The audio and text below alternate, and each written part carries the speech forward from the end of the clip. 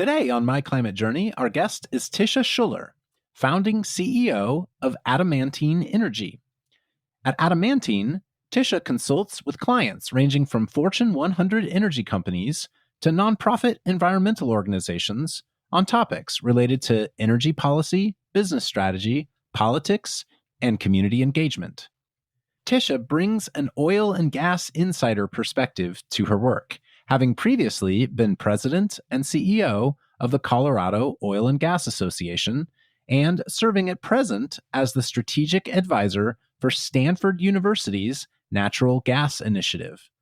She's a member of the Natural Petroleum Council and has been on the advisory board to the Secretary of Energy under the Obama, Trump, and Biden administrations. She's the author of 3 books, most recently, Real Decarbonization: How Oil and Gas Companies Are Seizing the Low Carbon Future, as well as Game Changers Playbook: How Oil and Gas Leaders Thrive in an Era of Continuous Disruption, and Accidentally Adamant, her own story of her time running the Colorado Oil and Gas Association. I met Tisha via Cully Cavness at Crusoe, which is an MCJ portfolio company, and she is an advisor to them. MCJ exists to break down silos and to help people understand climate change and how to help. In some ways, it feels like Tisha at Adamantine is doing the same thing, but with a different orientation. She comes from oil and gas, and she's focused on the energy transition and how to help oil and gas leaders navigate their companies through it. With fossil fuels being the vast majority of our energy mix around the world today, I've become pragmatic in recognizing that oil and gas companies need to become part of the solution to climate change, even recognizing some of their past transgressions in propagating climate denial. So to that end, I really appreciated learning from Tisha about the work that she does and the perspectives she brings to that work. I'm sure that not all of our listeners will agree with everything she says, but a big part of her message is in trying to start from a shared vision of the future and work backward. And I enjoyed hearing from her how she approaches that today and the perspectives she's gained in doing so. But before we start, I'm Cody Sims. I'm Yin Lu. And I'm Jason Jacobs. And welcome to My Climate Journey. This show is a growing body of knowledge focused on climate change and potential solutions. In this podcast, we traverse disciplines, industries, and opinions to better understand and make sense of the formidable problem of climate change and all the ways people like you and I can help. Tisha, welcome to the show.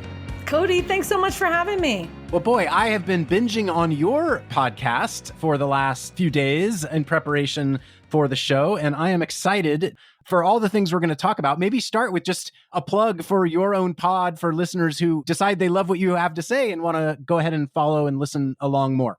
Oh, that's so generous. So my podcast is Energy Thanks. It's oriented toward an oil and gas executive audience, and it's all about the energy future. How are we leading as civic leaders? How are we leading in environmental social governmance, ESG, decarbonization, environmental justice, community engagement, all things that are the future of energy? I think, as we'll discuss today, that the industry has a really big role to play, and I want to be a part of both inspiring and pulling toward that. And it sounds like the pod came out of your most recent book called Real Decarbonization. Is that correct? Yes, actually it started with my last book, which was the Game Changers Playbook. Oh, there we go. Okay, great. It basically came out of COVID. Like, how can we keep these conversations going like so many things did? And what's really nice is that it's a playground, probably just like this work for you all. It's a playground to push on new ideas, to evolve our thinking. I don't think anyone has solved how we can work together to transcend polarization and engage in meaningful ways on climate change. So in the pod, we want to push on each other's ideas. So nobody has to have the right answer, and everyone is expected to grow as a result of participating. Well, I'm excited for this conversation because from what I can gather, you have a very similar mindset of MCJ, which is in order to help the world transition, it's a matter of breaking down silos, helping people look outside of their normal swim lanes, collaborate, and pragmatically manage the transition in a way that helps us achieve long-term goals, but doesn't leave people stranded on the sidelines in the short term. At least that's the orientation we come at from MCJ. If anything there doesn't resonate with you, maybe share how you would think a little bit differently. It actually does resonate. And the piece that I would layer on top of that is when I'm working with my audience, which is traditional oil and gas audience, I invite people to think about the mindset that they live in and also the mindset that the people they want to connect live in. So many of your listeners may live in what I would call an energy centric mindset. You're sort of a scientist, you're an engineer, you have this orientation towards pragmatic solutions. You maybe understand the complexity of the global energy system. You understand the complexity of transition. But there's a lot of people that have what I would call a climate centric mindset that don't have an underpinning in science and energy.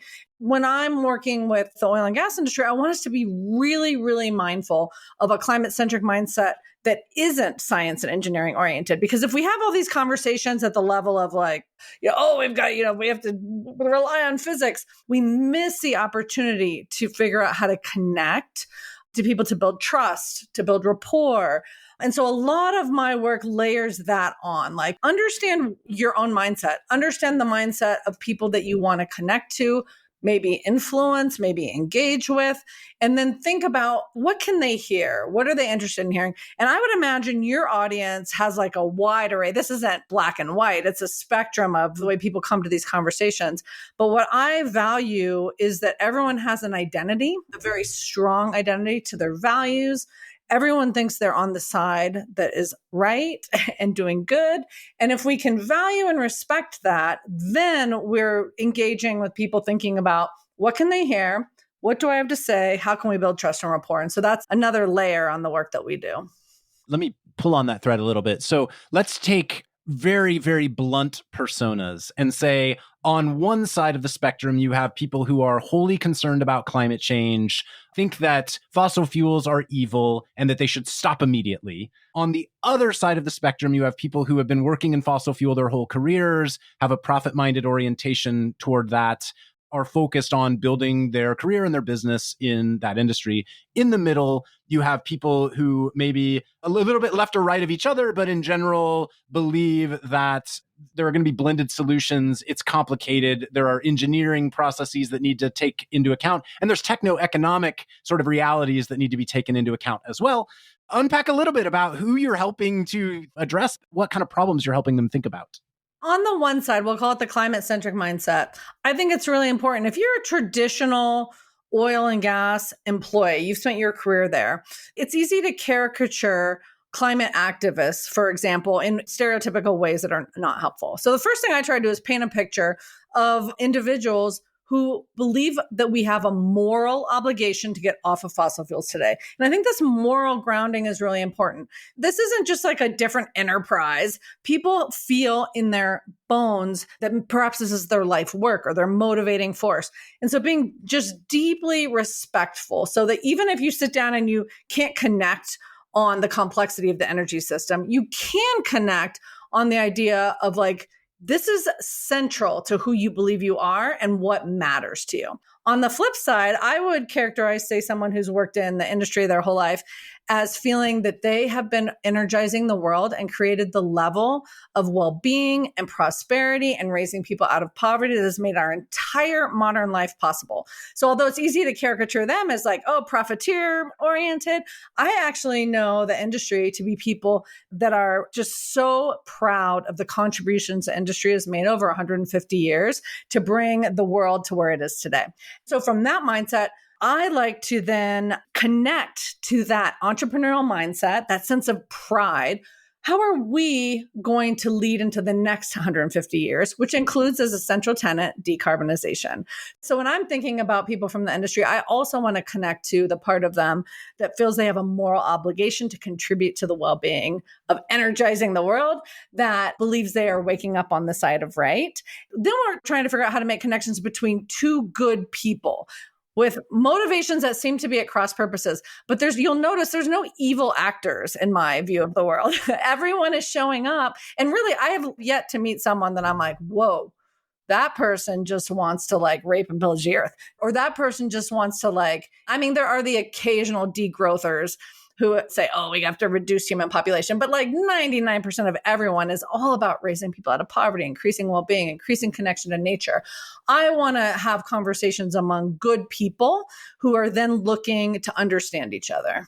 Even in the Avengers, Thanos thought he was doing good for the world by reducing the universe's population. So I suppose bringing a point of view in that everyone thinks they're trying to do right and starting, what I'm hearing you say, though, in all seriousness, is starting with the idea that you're not just talking to a stereotype, but rather everyone is coming to their job with the idea of doing the thing they believe is right. And how do you listen and how do you engage with your ears and not your mouth? That's right. And start from a perspective of engagement. And if you are willing to just give your opponents the benefit of the doubt in these ways, it requires a totally different framing of what we're trying to accomplish. Then you're not trying to win. You're not trying to run them out of business. You're not trying to essentially like get the next election or the next whatever. What you're then trying to do is say, okay, in what ways is there common ground to be found? In what ways could our visions of the future? A lot of times I, for example, try to switch orientation if I'm doing some kind of like facilitation. Switch orientation to like a 30-year time horizon. This is a way to go from facing each other in opposition to like facing in the same direction. In a 30-year time horizon, what things do we view the same? If you believe in pro-technology evolution, if you believe in decarbonizing and continuing to reduce our environmental footprint and continuing to make energy accessible, affordable, and reliable, like people can agree on all these things. And so then sometimes you can work backwards and say, what are we willing to work within here? The other thing you have to do is understand your, and I'm using air quotes for opponents, but you have to understand that your opponent's anger, defensiveness, righteousness, if you give them the benefit of the doubt, you can kind of go, okay, that's cool. I see that. I get that. I don't need to react to that. That doesn't need to be our primary mode of engagement is your anger or your defensiveness. It also does require setting aside some of these historic, oh, you want to blame the industry for 100 years of CO2 emissions. Okay, if you want to work in this way, you do have to at some point set a table for everyone to show up at and not be burdened with, the sins of perhaps their predecessors.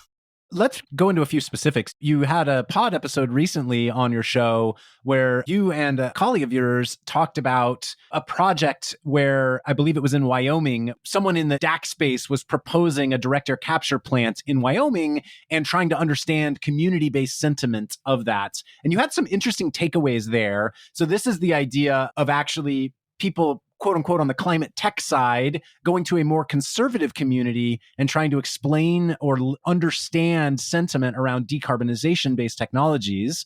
What did you learn? Oh, it's so intense. Okay. So first of all, thank heavens it was a hypothetical project, because if you went into any community, this sort of like half-baked on understanding your community, you could kill the project before it even began. So this was a very conservative, historic coal, historic oil and gas community that had seen boom and bust numerous times. So the presumption by the group, we were just observers. The presumption by the group was that this would not be a particularly pro oil and gas environment or pro fossil environment.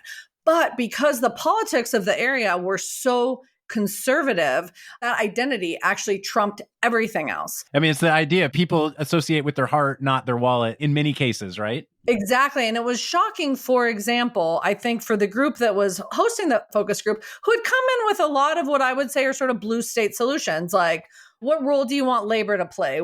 What environmental protections do you want? What community organizing resources do you require? The audience, they weren't even talking to each other. They were completely talking past each other. They're like, we don't do labor here, for example. Is this a Biden project? We don't want any of that Green New Deal, Biden fake news in our town.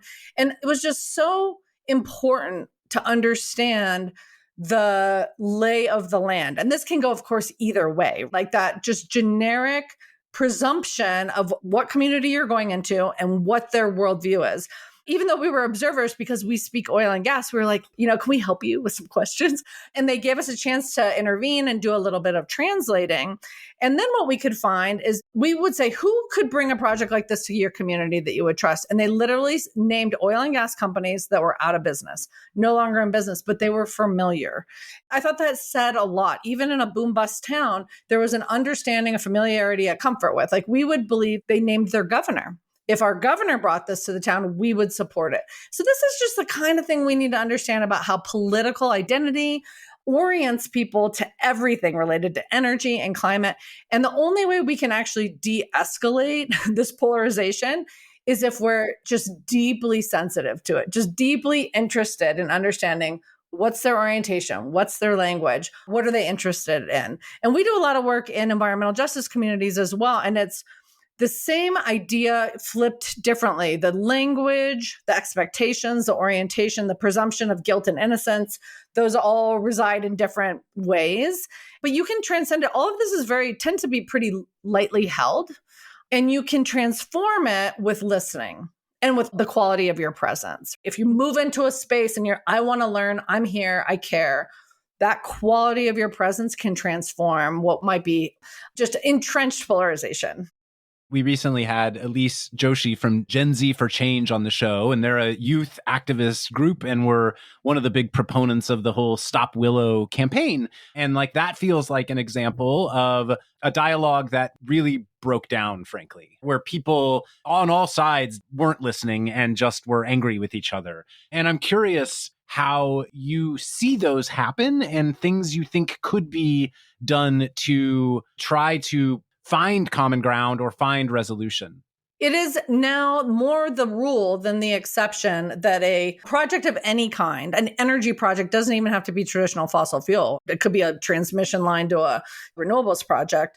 It's going to be the presumption that you're going to have entrenched opposition on two sides and an absence of incentive to dialogue. There's sort of a fear that every engagement is like an opportunity to get caught, or introduce more risk. So what we really try to do, first of all, we want to introduce the idea of what is an optimistic outcome. So much of the work that we all need to do together is we need to imagine a future where we are building things, and we are building them with non-traditional partners, and we are building a broad tent of participants. And if we can't even imagine this sort of shared engagement and future, we don't even take those first steps to say, how am I going to talk? How am I going to listen?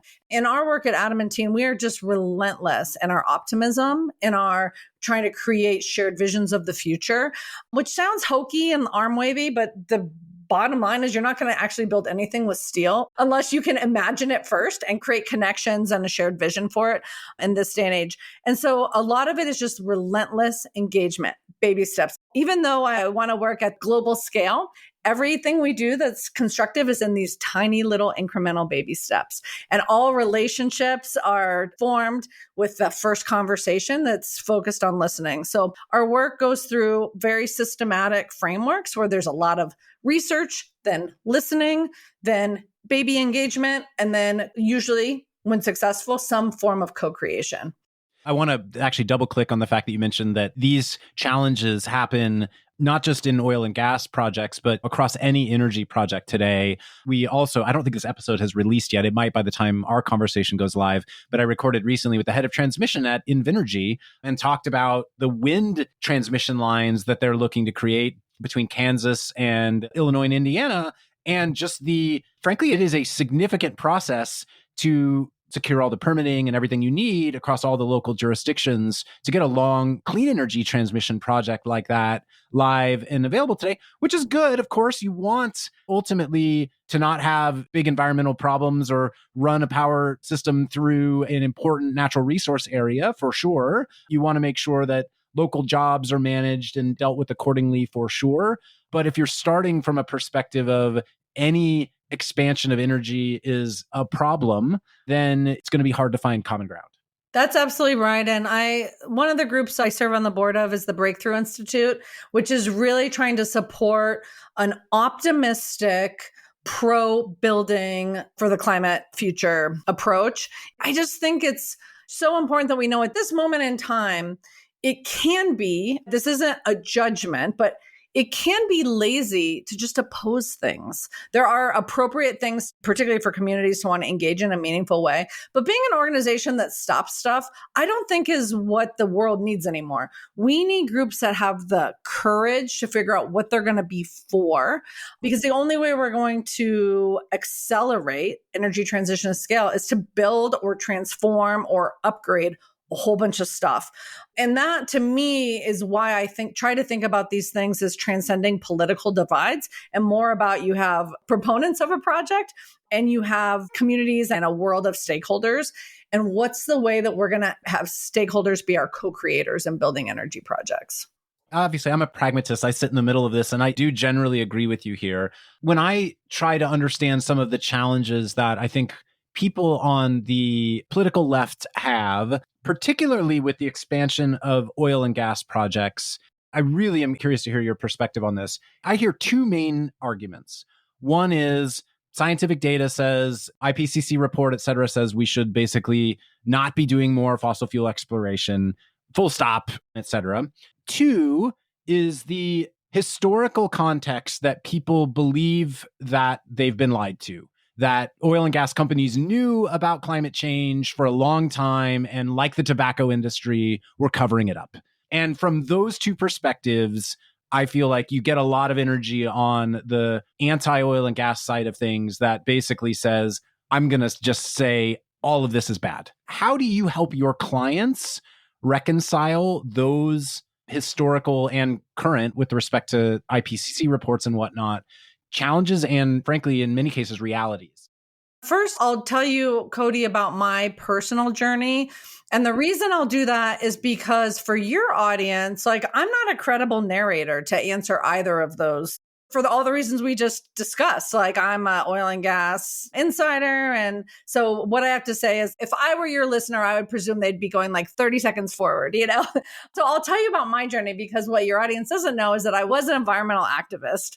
And then I made this slow 20-year transition to working for oil and gas. And like, how and why did I do that? And therefore, how do I answer these questions, which is different how I advise our clients to answer these questions. On the question of we need no more fossil fuels today, the other way to look at that is, in a world demanding oil and gas resources, under what conditions do we stop producing them, and what are the ramifications of that? And so my journey, there was a time before I ran Adamantine that I was the head of the Colorado Oil and Gas Association.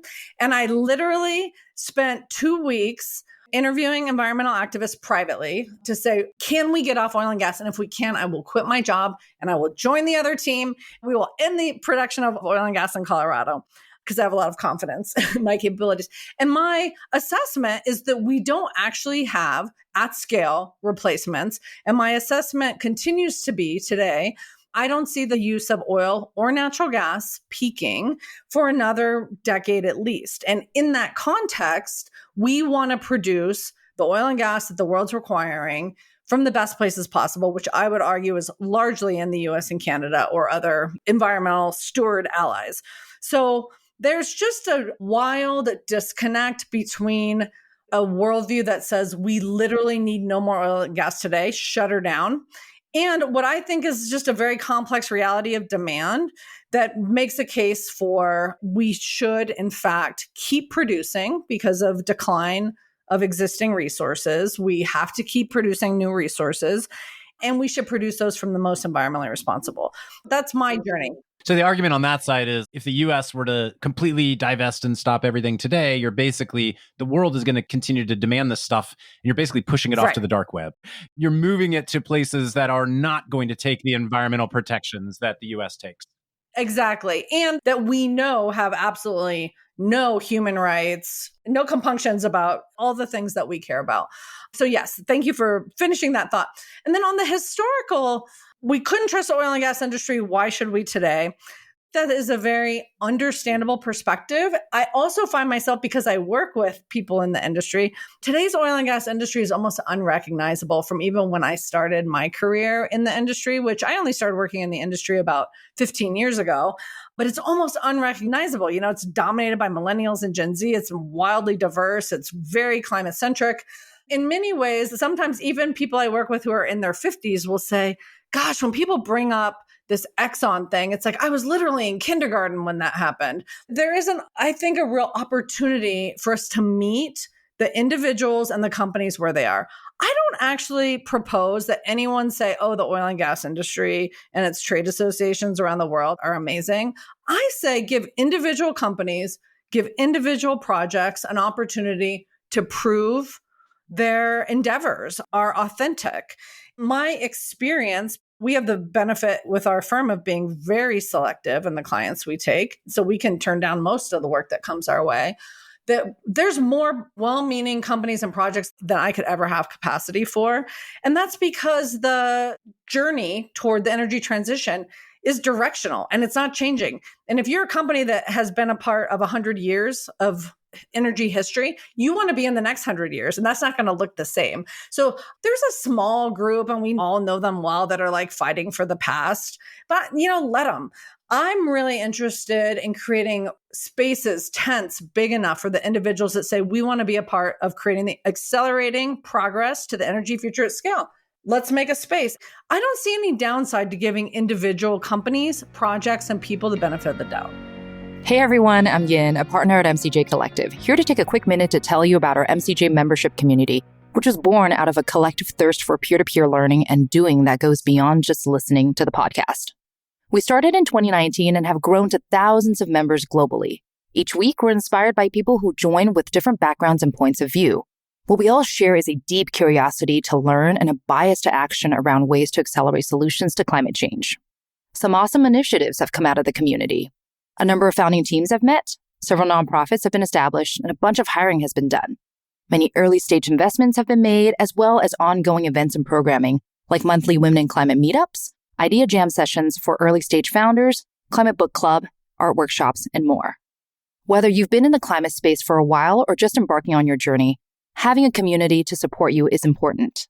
If you want to learn more, head over to mcjcollective.com and click on the Members tab at the top. Thanks, and enjoy the rest of the show. Let's do what you suggested, which is a little bit of the shared futuring. I'm curious, today, I believe fossil fuels are about 80% of the energy mix in the US today. Is that correct? Is that accurate? Correct. Yeah. And globally. What do you think our energy mix looks like in the US in a decade and in 25 years? And what do you think the path looks like as we move there? Again, I want to acknowledge that I may not be a credible narrator for your audience. And so I just invite you on my journey and see if we can find common ground that is interesting. I am obsessed with reusing and repurposing as much of the traditional energy system as possible. And that means millions of miles of pipelines, millions of miles of transmission lines, refineries, mines, you name it. If we have it and it exists and we can repurpose it, we should do that because it has the smallest environmental footprint. It will be the most affordable. And we're going to have a massive mining requirement no matter what happens. We don't need to start mining for new pipelines. For example, if we can repurpose. We published an episode with the global head of recycling at Glencore just like a week ago from when you and I are talking. Awesome. Yes, repurpose. It intuitively makes sense. And as a lifelong environmentalist, it just brings that whole idea of where can we be more efficient in our use of resources. And I think it's easy for people outside of our energy world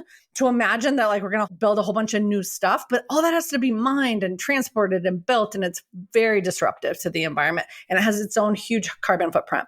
So first, I imagine this massive repurposing. Also, just in the oil and gas industry alone, we have over 1 million employees. So you also can think about what are the ways in which that workforce, scientists, engineers, literally billions of dollars of R&D, if you imagine repurposing that. So the things I'm obsessed with are to accelerate the energy transition. You are repurposing people, infrastructure, and skill sets into what I call oil and gas adjacent technology. So you can imagine our oil pipeline network becoming a lower carbon fuels network and then a net zero fuels network. Same with our gas system. Our gas system could be moving lower carbon gases and then net zero gases. And this is really important because we can use those for vehicles, we can use those for electricity, and then we can use those for industrial and hard to decarbonize. So why would we create more stuff if we could repurpose all those things? I imagine repurposing oil and gas infrastructure for geothermal, for zero carbon electricity. And I am absolutely obsessed, of course, also with offsets. And this is a very just forbidden topic right now.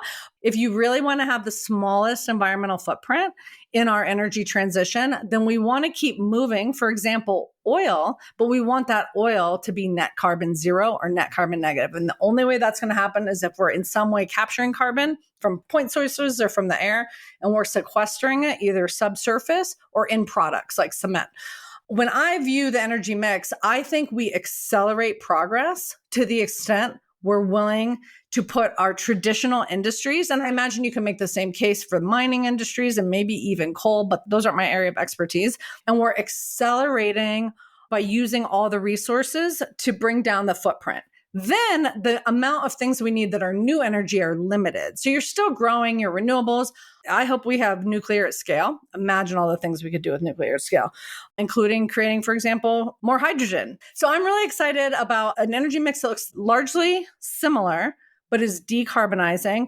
I'm skeptical about the speed at which we can mine and build things. And so I'm more focused right now on figuring out how to decarbonize what we have and let others, because that's where a lot of energy is, be obsessed with the ways in which we're going to build new things. Although I'm very optimistic about small modular nuclear. I'm struck that I'm hearing from you a vision of transition, not one of disruption. Yes and no, because the interesting thing is what I'm proposing is wildly disruptive to the industry. And I see it firsthand. Where it's in conflict with a lot of people's vision is an imagining that there is a phasing out of the traditional industry and the traditional infrastructure and the traditional resources. Then all that has to be replaced. 80% of our energy system has to be replaced.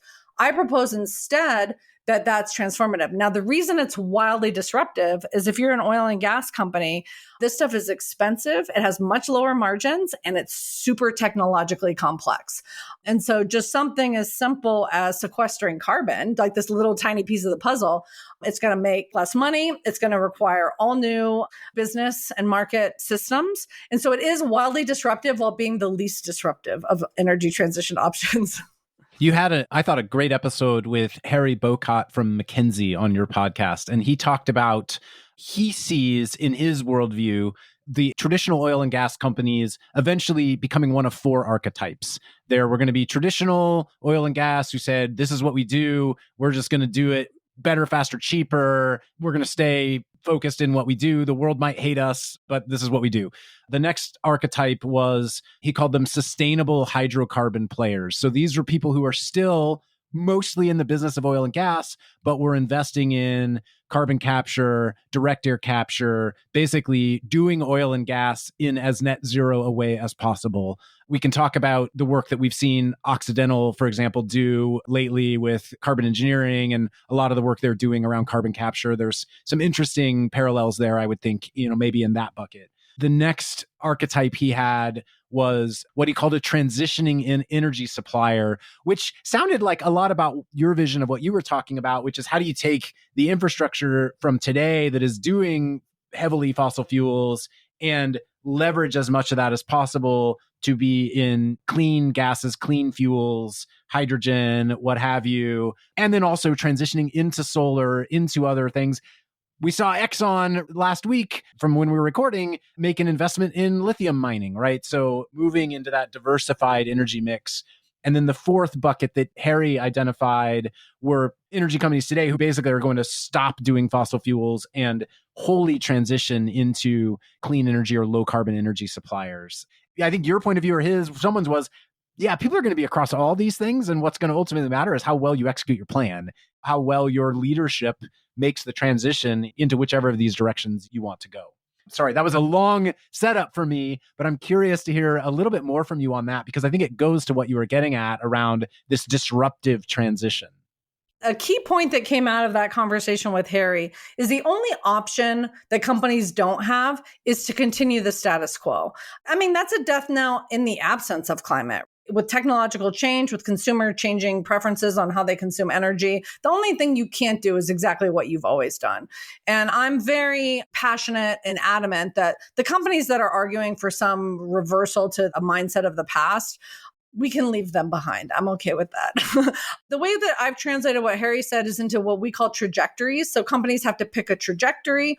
And then within that trajectory, they have to get their house in order in 4 components that essentially is like manage your emissions, invest in different kinds of demonstration projects. There's 4 areas of 4 components that companies work in. And what I have seen and what my next season of podcasts will be dedicated to is that the era of talking about this in an aspirational and abstract way is over. And so when Harry and I were talking, we were still in the abstract area. You set your net zero target, you maybe set aside $1 billion, and then you sort it out. Now, company leaders, if you're the head of a new ventures for a traditional oil and gas company, a year ago, everyone wanted to work for you. You were like the bell that everyone wanted to talk to at the analyst calls. Now you got the hardest job in the company because the projects that you're projecting are really hard to get built. Activists are opposing your participation in something like a hydrogen hub, because you're a traditional energy company. And the margins projected for the projects are significantly smaller than what the company's used to. So now we're in the era of execution. And it has to be this combination of, I continue to argue that even though it's difficult, messy, and hard, to use Harry's words, it is absolutely imperative to build trust and leadership and vision that companies continue. But the expectations with boards, with shareholders have to be different. These projects are going to take a lot longer than anyone thought they would because it's really hard to build stuff. And the margins are going to be different and the business models are going to change. And you can see this, you mentioned Oxy, you can see this in how Oxy's work is being received. There's a whole body of opposition building that oil and gas companies aren't allowed to play in this space. I would argue that we have enough urgency that everyone should get to play. And then it's incumbent upon each company to demonstrate their sincerity. I think the stat is 50 plus years ago, the average lifespan of a company in the S&P 500 was decades and decades and decades. Today, it's less than 2 decades. And that companies come and go much faster than they used to as technologies often drive those changes. In my swim lane, which is tech and internet tech, we've certainly seen that. When I started my career 25 years ago, there were a lot of companies giving lip service to, we need to transition to a technology-based approach or whatever. Google, Microsoft, Apple, Amazon ate a lot of their lunch. And you've seen power accrue to the top of the pyramid in software. I am really curious how you see the business world changing in that regard over the next 2 decades as we move to a lower carbon or more decarbonized energy mix.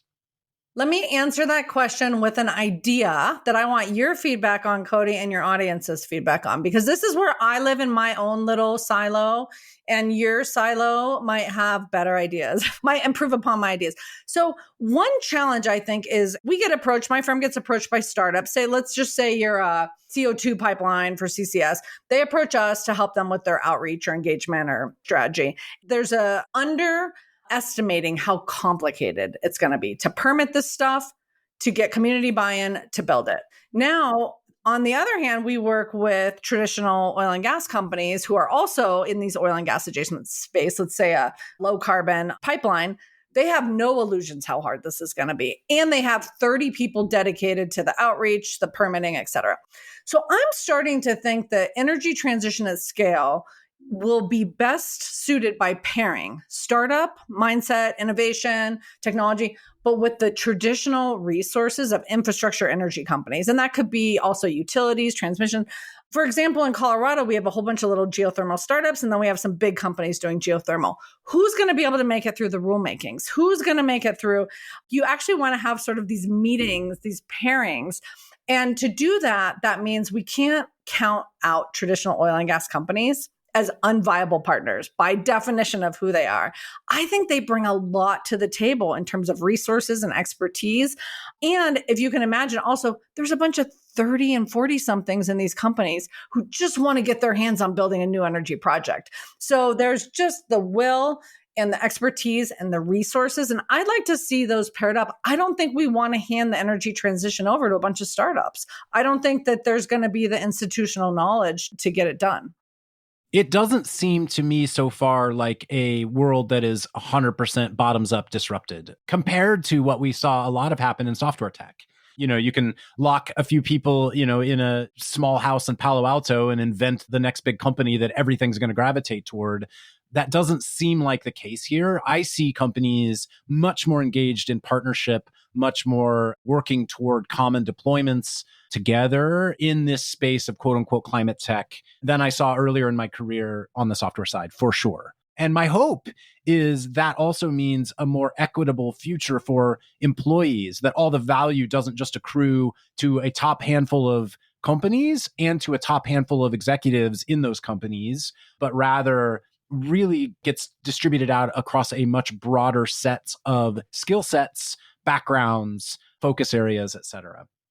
The great thing that's happening with the way environmental justice work is rolling out now with community benefits plans is I do think in addition to equitable distribution among employees and companies, there's also just a changing forever expectation of how communities will co-benefit and partner in ways that build, I'd like to see essentially capacity building in communities for education resources, for pipelines for employment, that this isn't like a one-hit wonder. You get some infusion of cash, but you actually have this transformative partnership in communities as energy is being built out. Because those expectations, I think, have changed forever. We had Jigar Shah of the DOE's LPO, Loan Programs Office, on with Ajay Kochar of Lifecycle, which was a recipient of a couple $100 million loan guarantee. And they talked a lot about the application process and how part of what Lifecycle needed to attest to was how they were working together with the local community colleges on skills transfer and skills transition to help staff the project that the DOE was going to fund in, I believe it was Rochester, New York, if I remember correctly. And that is incredibly unique. You don't see that happen in venture capital, for example. We participate in a number of the DOE projects as consultants to the project proponents. And I think we are going to see community transformation at a scale we've never seen before because of the resources that will be going in for these new builds. Okay, I have a few other questions, and I know we're coming up on time. I feel like we could go for another hour, but you're running a whole company and have lots of important work to do helping people make the transition. I'm curious how you've seen sentiments in oil and gas change over the last incredibly tumultuous 5 years. First with COVID, then with Russia, Ukraine, now potentially with destabilization in the Middle East, with Israel, Hamas, et cetera. How are worldviews changing as our global situation has changed? The driving change within oil and gas companies is the population shift. The population's just dominated by millennials and will be through 2050. And that changes everything because it's within the company, but it's also all your stakeholders are millennials. And millennials are overwhelmingly pro climate action and pro purpose. And that has shifted in very meaningful ways the way that companies do all their work. Employee recruiting and retention is central, and then engagement with stakeholders in order to have the social license to operate to build projects. That's changed forever. In terms of how one caricatures the industry, it's easy to imagine your grandparents' oil and gas companies, but really these are companies focused on building the energy future. My grandfather ran an oil and gas company in Kansas, just for the record. And thank him for being the shoulders on which we all stand today. It's just a given. Like the energy transition is a given. I don't spend a ton of energy now saying, hey, we should do this stuff. Everything we're talking about and working on is how do you navigate this? You still have a base business to run. And it's not like it was easy to get oil and gas to everyone around the country and around the world. And you're simultaneously inventing the future. That tension is very real. One thing we didn't talk about, but I just want to flag is also the anti-ESG sentiment. This poses actually existential threats to companies operating in, for example, red states. So they have to navigate that as well. And we do a lot of work on how to have an enduring strategy, but these pressures are real. And it's never been harder to be an oil and gas employee or executive, but it's also never been more exciting. So we'll take it. I'm not going to have you talk about anything related to politics. We are coming up on an election cycle, though. And one unspoken topic, I feel like, in this whole world is political lobbying and how these companies are maybe saying one thing, but voting with their dollars to push policies in directions that might be counter to what they're saying.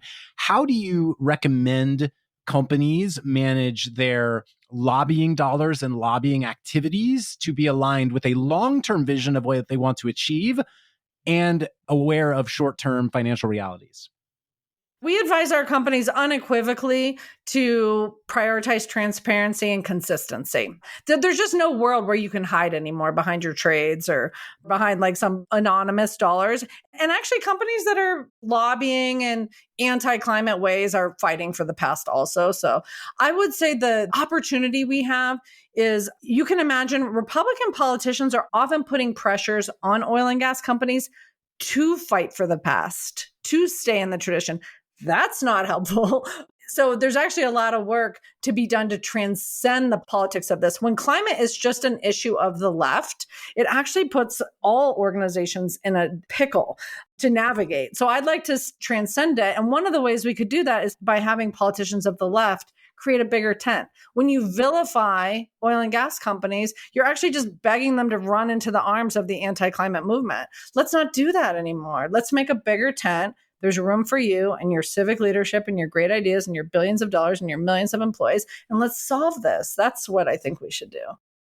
Tisha, this has been so great. I didn't even mention at the top that Cully Cavness from Crusoe is who originally introduced us, and I believe you're an advisor to Crusoe Energy. They've been on the pod. We're a proud investor in them through our venture funds and love the work they're doing. And they are a good encapsulation of a lot of what you're talking about, where they are proposing a climate-forward solution, one that caps methane emissions, and yet are working with oil and gas to do that and creating a very pragmatic solution in the short term.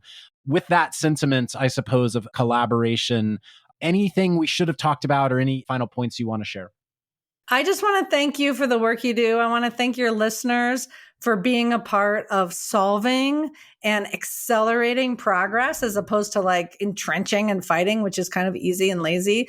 So I invite all of your listeners to make my work better by pushing on my ideas and testing what I'm doing, because that's how we're all going to grow together. So Cody, thanks so much for what you're doing here.